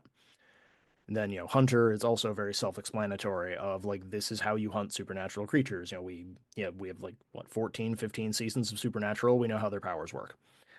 And then, we have Werewolf, which is more convoluted, but it still makes sense. So if you get, spirit of X thing, you feed it into something related to X thing, it creates Y result. Whereas Changeling can sometimes have a little of that orange and blue logic that also plays very much into Mage. I think that if they are doing the long plan, as you mentioned, Changeling is more likely because I think Dreaming has a larger fan base than Wraith, even if it's not necessarily a louder one. Well, that's an interesting point because, as somebody who is versed in Chronicles and Old World of Darkness, there has been an interesting debate among Changeling fans, which is there is a call from some people for it to go the direction of the Lost and some people to go the direction of the Dreaming. Now, World of Darkness has taken an interesting perspective on this in the fact that when Werewolf came out, they said, we're dropping canon. We are resetting canon. We're saying that everything that happened in Old World of Darkness, we're dropping it. We're cutting it off. We're saying it didn't happen. We're resetting Werewolf canon and starting out brand new when we release Werewolf, which they've kind of tiptoed around and backed up on, and, so on and so forth. But that was the original intent, and even in the first few books of the core book, they said that. They said that in the first few pages. Whether that's Bold true or not. decision. Yeah. So there is precedent that they could do that with further supplements, with Changeling. If they wanted to say, Changeling the Dreaming isn't a thing, we're deciding to bring in Changeling the Lost instead as the official Changeling of 5th edition. Whatever. What would your preference be for which Changeling they introduced with 5th edition? Did you have As a favorite version of Changeling? I do. Lost is always my favorite, if for no other reason than my super short sales pitch to it, because we all have that one game that we will get annoying about to some of our friends. Changeling is that game for me. But it was Call of Cthulhu's Vigilante Superheroes is like the way that I explained it to people, that they're like, okay, I get it. And I like the paranoia of Lost. I like how you're still essentially mortals dealing with trauma, looking for community, all of those themes that fit really well. But I don't feel that it should subsume the old world when it already exists perfectly well in the new. Because Dreaming also has a lot of those themes of there's like searching for community in a place that, doesn't understand you. There is a world of banality trying to crush like the last beautiful thing left in your soul. These are also very important themes that can be explored in Lost, but that's player decision, not canon decision. And so I think both should exist. I think it would be a mistake to overwrite Dreaming with Lost, if for no other reason than I have met more than my share of Dreaming players who have no interest in Lost, particularly because of how bleak it can get. And it's like they like that Dreaming is kind of that last dancing flame of hope in the old world, where it's like no matter how grim or dark or awful all the other ones get, we are going to be here and we are going to play music and we are going to have a good time, damn it. Which makes sense. I think that was what kind of turned me off about Changeling, weirdly enough. But I also was the goth kid who loved World of Darkness, so I was like, I want all my games to be dark and depressing. And then they said Man. Changeling is colorful and happy, and I was like, no, fuck that. But You can make it colorful and depressing. colorful, yeah. But that was, but it also makes sense that they did have one last hopeful alternative. But it also does have its elements of depressing in it as well. So yeah, I think maybe both, maybe a little bit of both. We'll see. Uh, I hope they do. I hope they do give Wraith and Changeling their chances to shine before they release Mage. I think Mage is the potential setting killer because if they screw it up, there's no coming back. If they release the wrong mechanics, if they don't test play it out, if they don't, because Mage is the reality changer. It's Mm-hmm. the if you do it wrong, there's no backpedaling. There's no going back. Like if you release the wrong rule system, how do you fix it? How do you don't. You don't. That's it. That's all It's that's your good goal. try. Yep, Back to the drawing board. that's it. So I hope that they really take their time with Mage and that it's the last thing they do because once it's out, it's out. Like once the three pillars are built, who's gonna want to buy the smaller games? They're not. That's gonna be the end of the money train for them. So we'll see. But I want to talk about your other projects. You've got your blog, Improved Initiative. Let's talk about that because that's cool. You've got a lot of cool posts on there and links to a lot of other cool projects that you're working on. Let's talk about that, and I'm going to post that up when we're doing plugs at the end so people can see it. Tell people about that. Absolutely. So I was looking at it the other day. I am coming on 10 years since I started that blog, which is why it's still on blogger.com and I refuse to move it. Yeah, But yeah, the joke for it originally was this is way back in the day. Is gather around the Snapchat children. We're gonna tell you a story of the old times. But it was just after like Patreon had really come on the scene and kind of given creators a way to be crowdfunded.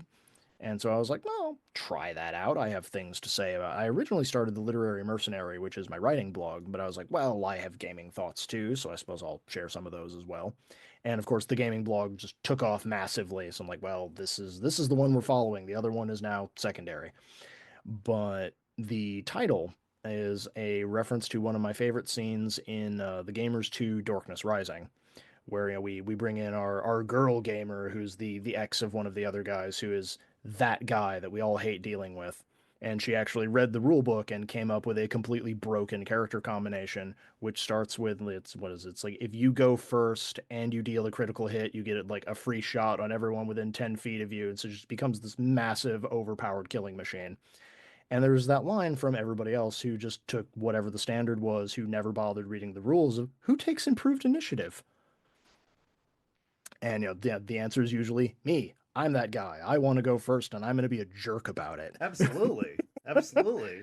And so it was kind of where I wanted to start for folks who got that reference is I wanted this because this was during the heyday of like Pathfinder Classic, 5th edition was still in playtest at this point. We were getting some stuff that didn't make it into the final version, which was an interesting experience to see. But I knew that the game was so dense and there were so many options and so many things you could do, and that is where the little spicy chemicals in my brain get happy. So I'll find ways to do weird, unique, strange things, but if you don't have the time to read 17 rule books and put together all these different feat trees, you're not going to come up with them. So I would just get on there and I would tell my audience like, "Hey, I found a thing to make this viable. Go check it out." Or it's like, "Hey, have you ever wondered what this character would be like in this game? Here's a build I made. Okay, back to the mines." And so I just did that for a while. And for folks who want to check it out, it is completely free. There's no ads on it anymore because ads are dying. Everyone has ad blocker. It's a pain for people reading. It's a pain for me. I don't even bother anymore. But nowadays I'll use it to like help promote myself and other creators who have stuff coming up. I need to do another post for Owen Stevens. Speaking of, shout out to his Kickstarter, or not his Kickstarter, his GoFundMe for anyone who hasn't checked it out yet. But I'll talk about that, and I'll talk about stuff you can do as a storyteller, or I'll come up with unusual character concepts, which is more riffing on the stuff I mentioned earlier of like here's a character concept that takes a class archetype or something we're all very familiar with and just pushes it in a different direction you might not have thought of. One I had was the recent one I did was the beer brewing witch for Pathfinder. It was just that idea of like the witch is very mystical and very kind of difficult to grasp if you want to make it not just an old hag with a weird cat. And so I had that moment of like, all right, take the witch with all their spellcasting glory. Now make them that guy who's really annoying about microbrewing. There's your character concept. Love it. And so it's just like a very blue collar way of coming on a spellcaster and just sort of giving that to folks to be like, here's a really random idea, run with it and see what you come up with. And then I usually in the comments just like ask people of like, if you use these ideas, tell me. I want to hear the stories and I want to know how they turned out. That's amazing. I love that too. And I love that you have a blog still. Like, honestly, I just think that's so cool because I remember back when everybody had a blog. Like, that was the thing to have. And then those died off. They were replaced by websites, they were replaced by people's social media. But I still think it's such a unique thing to have. And it's still helpful. Like, it's still worthwhile to have. And I was going through and looking at it, and one, I got nostalgic. Not gonna lie, it made me actually want to stay on the page and do a deep dive because nostalgia alone. But also, there was just a lot of really neat, unique things on there. So I'm actually gonna bring up the site now for people to see. You can find Improved Initiative at taking10.blogspot.com. And there are links to several other pages there, including his Amazon author page, where you can find some of the books that he has to buy, including several Pathfinder supplements on there.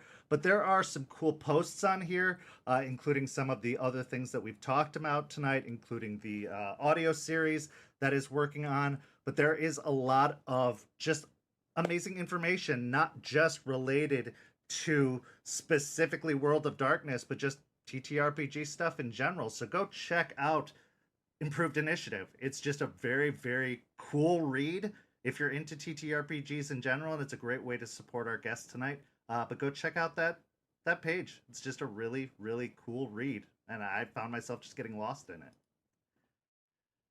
Is there any other projects that you want to tell people about tonight? I want to give you an opportunity here to just plug anything else that you're working on before we do our dice giveaway and put a bow on this thing. Sure. For folks who maybe caught the previous episode with Josh of Army Men, a game of tactical plastic is out, and I am doing my very best to keep putting out content for it. It's an unfortunate reality a lot of us have to deal with of Kickstarters, and big projects are how we get a lot of money, but you don't always have the time or the energy or the content to make big books. So I'm trying to put out a lot of smaller supplements. I started a recent show on the YouTube page for folks who are curious about it of Tactical Plastic Report. Is going to be just me going into the lore of the setting and talking about all the weirdness and the nonsense where living plastic people fight like giant bugs for the safety of their home and country, and there might be things like robots and aliens and a whole bunch of other nonsense going on in the background. Let's see. Other than that, I have several novels, as you mentioned, of my what's the official list of tags for it? It's a dystopian sci-fi thriller in the vein of folks who have ever read Space Marine stories and wished they were detective thrillers. This is the book for you. Of Old Soldiers is about a decommissioned super soldier who is attempting to live his life in the bombed out ruins of the post apocalyptic world he helped save from alien invasion. And it's difficult to live your life in a world that was never meant for people like you. And when he starts seeing connections and wondering if someone's trying to assassinate him, he's also aware that his head is not a safe or reliable space anymore. So this might all be made up. So like Halo And it, meets Dick Tracy. yeah, a little bit. And I then love it. on and then for folks who like noir but they're not really down for the dystopian setting, there are two novels in my Hard-Boiled Cat series, which is The Maltese Falcon, but if all the members of the cast were street animals in New York City. Our protagonist is Leo, who is a hard-bitten Maine Coon tomcat who lives in the alley behind just a I think it's a butcher shop is the official place he lives, and it's just people coming to him with their business, and he just has to deal with it. So if you've ever wanted to see like an angry Maine Coon deal with coy dogs and other stray cats, and his best friend who belongs to the barista across the way, who is an adopted former pit fighting dog. Of Doc is an absolute treasure, and I hope to write a novel about him and his experience at some point. But That's yeah, so amazing. Oh, that's so cool. yeah, but like it's like all three of those were recently, we'll say in like the past year or so, like given a full re-release. You can get those, and if folks really like those, I am more than willing to sit down and do more novels. And for folks, last thing for folks who like audio dramas, who like Space Marines, who like Warhammer 40K, check out the channel of Ox in the Void. Paul Graham does amazing work, and several of the short fan stories that I have written, for him and just in general, have been narrated there. Several of which are getting new installments. So if you're either a fan of the Imperium's bravest Ogren, Gav, and his adventures with the Inquisition, there should be a new Christmas story for that soon. And there's a new installment I'm working on for Waking Dogs, which is my tale of a world eater who has decided, to wake up and choose violence on targets that no one expected today, as he's decided, like, I'm done following what people in chaos are telling me to do. Oh, that's so cool. I love Crixus. He makes me so happy. That's so cool. And I love that you're working on so many projects simultaneously too. Like you've got to stay busy all of the time, but it's so cool to have so many creative endeavors going all at once. I have a problem with hyper focus. If I get into something, I put all my energy in one basket, but the fact that you can have all of these projects going at once is amazing, and that you can just keep all of these plates spinning, I guess, going all the time is great. And the Army Men game, I really do have to check that out because we did have our guests on 2 weeks ago that promoted it, and it does sound like a really cool endeavor. And I do want to see how that progresses and see that succeed because it does sound like a really amazing project. And now that we've had three of you on who worked on that project, I do want to see how that goes. So that's really great. But before we go, I want to do our dice giveaway here. For those who've been putting the hashtag DiceMePlease in the chat all night, you're going to win those green and gold dice. One of you is going to win those dice, I should say. Not all of you, because I only have one set of them, so I couldn't give them away to everybody. But anybody, we're going to do the winner of those dice tonight. So the winner is Dat Bardic Charm. Abby, congratulations. You win those green and gold dice. So I'll be in touch with you to get your shipping information so that I can get those dice shipped out to you immediately. Congratulations, Abby, on getting those dice. Thank you so much, Neal, for being my guest here tonight. This was an amazing conversation. And like I said, we barely scratched the surface on the things we could talk about. I really appreciate, and I can speak for the whole community, all of the contributions you've made to the world of darkness and to TTRPGs as a whole. I mean, you guys are the unsung heroes of the TTRPG community, because writers, where would we be without them? Honestly, like the books and all of the supplements. And yes, we have the rule books, and those get us so far. But we also have all of the supplements. And as storytellers, as dungeon masters, those are so invaluable because the rule books give us structure. But when we need those extra additions, when we need a little bit more, I know I have gone to places like Storyteller's Vault for that little extra oomph I need to help boost my story up, for a little extra incentive, for a little extra inspiration. And finding stuff like the stuff you guys have supplied has been so invaluable. And I know players have too when they're looking for something to spice up their characters or for something to give them a little bit more. Writers like yourself have made that happen. And your upcoming audio drama helps keep things like the World of Darkness relevant. When, Chronicles of Darkness came out, I thought the World of Darkness was dead. I thought Old World of Darkness was over. And so now it's still alive because of people like you helping keep it alive. And so I want to say thank you for that. And I want to say good luck on all of the future endeavors that you keep working on. I'm going to be supporting on them and cheering you on. And also all the other things that you're working on. So thank you for that. And I really appreciate you being here throughout this whole process.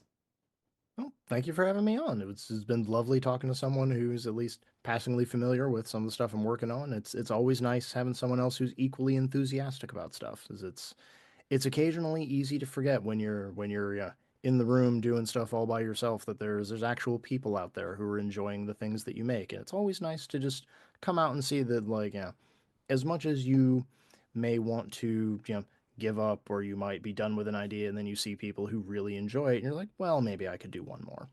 Well, we're going to talk afterwards about potentially maybe getting a few more than that in the near future. But if you like the conversation we had with Neal tonight, there are plenty of places that you can go find them and support the work they're doing. First, head on over to YouTube and subscribe to Azakale Games. You can find it at youtube.com/@Azakale Games. That's where you can find the Discussions of Darkness series, as well as a whole slew of videos that you can find. Lots and lots of great content to be viewed there. There are a lot of great videos to watch with that handsome, handsome face you've been watching all night long. There's just a lot of cool concept to digest there. So go give a subscription to Azakale Games. You won't regret it. There's just so much really cool content there. I've been watching, and I'm going to probably continue watching after this episode is over because there's just so much to see there.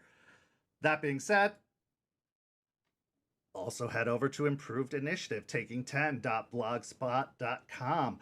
This might be worth bookmarking. Honestly, there's a lot of cool posts to read there and a lot of handy tips and links there, including unusual character concepts. I know that I have found myself struggling more than once to come up with a character concept for a game, and Neal's done the work for you. So there are some cool options there, as well as links to gaming supplements, the Amazon author page we talked about, and some of those cool stories that Neal was mentioning earlier. It's a one-stop shop or link tree of sorts to all of the amazing work that Neal has been doing.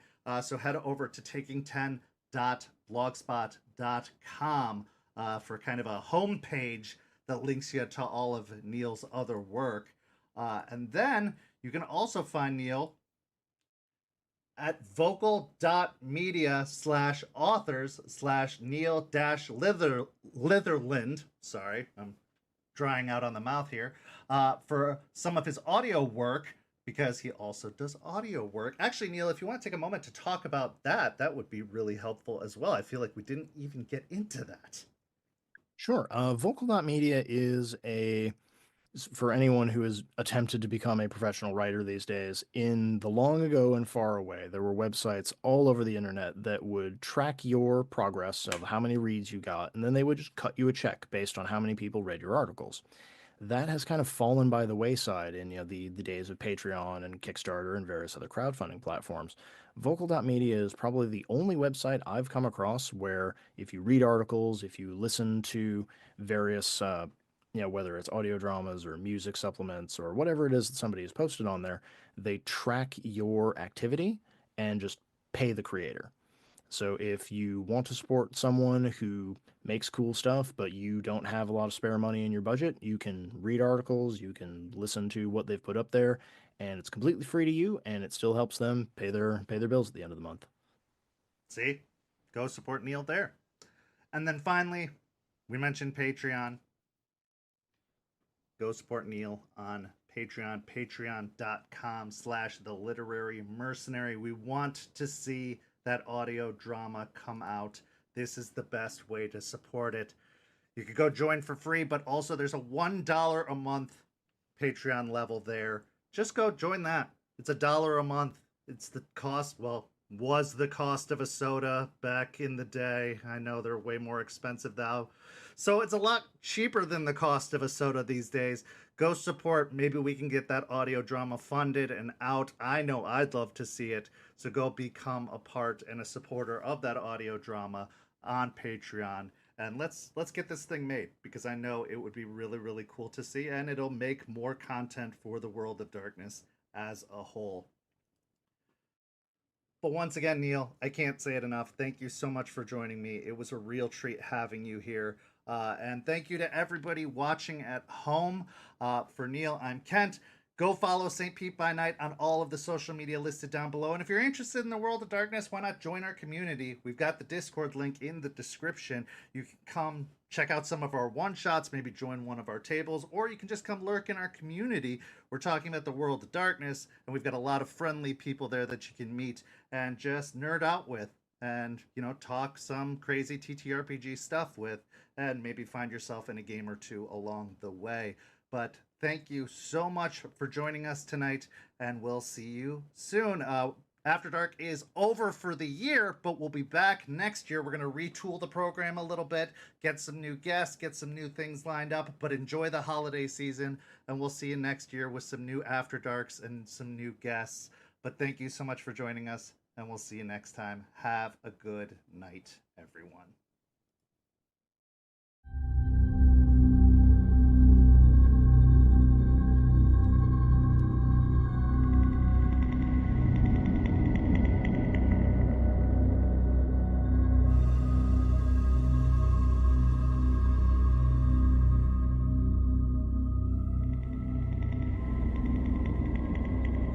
This has been a St. Petersburg by Night production. After Dark is produced in agreement with the World of Darkness and Dark Pack. The host for After Dark is Kent. Visit our website at stpetbynight.com for more information about all of our productions and how you can become part of our community. Thank you for listening. Until next time, fangs, stakes, and claws out.